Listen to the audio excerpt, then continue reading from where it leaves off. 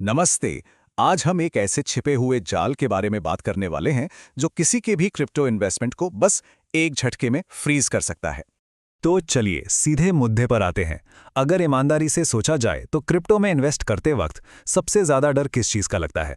शायद ज्यादातर लोगों के मन में सबसे पहला जवाब यही आएगा, है ना, कि भाई कीमतें ऊपर नीचे होती रहती हैं। ये एक बहुत ही आम धारणा है। लेकिन ये पूरी तरह से सच नहीं है। देखिए, मार्केट की वॉलेटिलिटी तो इस खेल का एक हिस्सा है, पर असली खतरा तो कुछ और ही है। जी हाँ, ये सुनने में जितना मामूली लगता है उतना ही खतरनाक है। हमारे स्मार्टफोन का लोकेशन डेटा किसी के भी क्रिप्टो अकाउंट को हमेशा के लिए लॉक करवा सकता है। चलिए गहराई से समझते हैं कि ये पूरा सिस्टम काम कैसे करता है। इसे समझने के लिए हमें ये जानना होगा कि क्रिप्टो एक्सचेंज सिर्फ हमारे पहचान के दस्तावेजों को नहीं देखते। नहीं, वो इससे कहीं ज्यादा चीजों पर नजर रख रहे हैं। पर्दे के पीछे एक पूरी निगरानी की परत काम कर रही है। तो आखिर एक्सचेंज ट्रैक क्या क्या करते हैं?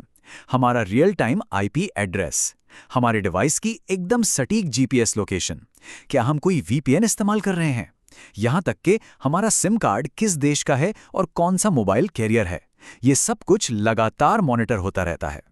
अब सवाल ये उठता है कि वो ऐसा करते क्यों हैं? तो जवाब है कानूनी मजबूरियां। एफआईयू और एएमएल जैसे जो ग्लोबल कानून हैं, उनके तहत एक्सचेंजों के लिए ये जरूरी है कि वो यूजर की लोकेशन को ट्रैक करें ताकि मनी लॉन्ड्रिंग जैसे वित्तीय अपराधों को रोका जा सके। चलिए अब देखते हैं कि कैसे एक आम निवेशक अनजाने में ही इस जाल में फंस जाता है।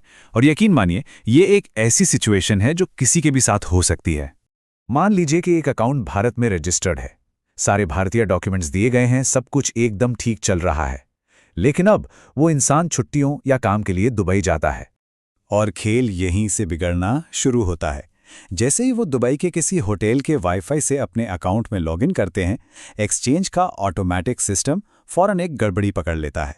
सिस्टम देखता है कि रजिस्टर्ड पता तो भारत का है, लेकिन रियल टाइम जीपीएस और आईपी एड्रेस दुबई का दिखा रहा है।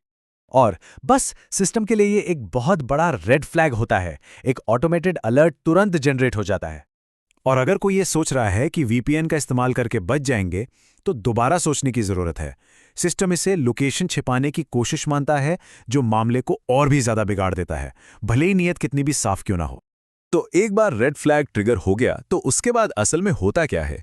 ये जो प्रोसेस है, ये पूरी तरह से ऑटोमेटिक और बहुत ही सख्त है। ये किसी बुरे सपने से कम नहीं है। सबसे पहले सिस्टम ऑटोमेटिकली अकाउंट पर पाबंदी लगा देता है। आप अपने फंड्स नहीं निकाल सकते।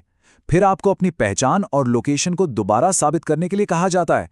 इस पूरी रिव्यू प्रोसेस में हफ्तों लग सकते हैं और सबसे बुरी हालत में अकाउंट हमेशा के लिए बैन हो सकता है। तो यहां सबसे जरूरी बात समझने वाली क्या है?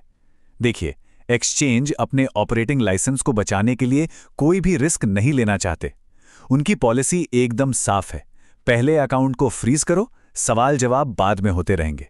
ठीक है, ये सब सुनने में काफी डरावना लग सकता है, लेकिन अच्छी खबर यह है कि इससे बचा जा सकता है। अब हम कुछ ऐसे तरीकों पर बात करेंगे जिनसे इस जाल से दूर रहा जा सकता है। तो खुद को सुरक्षित कैसे रखा जाए? इसके लिए 5 आसान स्टेप्स हैं। पहला, अगर कहीं लंबे समय के लिए जा रहे हैं तो एक्सचेंज को पहले से बता दें। दूसरा, अगर वीपीएन इस्तेमाल करते हैं तो एक ही देश से कनेक्ट करें, बार बार लोकेशन ना बदलें। तीसरा, नकली जीपीएस वाले ऐप्स का इस्तेमाल तो भूलकर भी ना करें।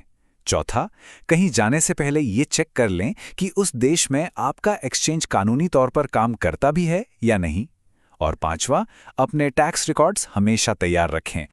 और ये एक लाइन इस पूरी सिचुएशन को बहुत अच्छे से समझाती है। क्रिप्टो के टेक्नोलॉजी भले ही किसी देश की सीमाओं को न मानती हो, लेकिन जो कंपनियां इसे चला रही हैं वो स्थानीय कानूनों और सरहदों से बंधी हुई हैं। और ये एक ऐसा जरूरी फर्क है जिसे हर क्रिप्टो निवेशक को समझना ही चाहिए। और आखिर में ये सब हमें एक बहुत ही बड़े सवाल पर लाके छोड़ देता है। इस सेंट्रलाइज निगरानी के दौर में क्या डिजिटल पैसा वाकई में किसी के अपने कंट्रोल में है? इस पर सोचना बहुत जरूरी है।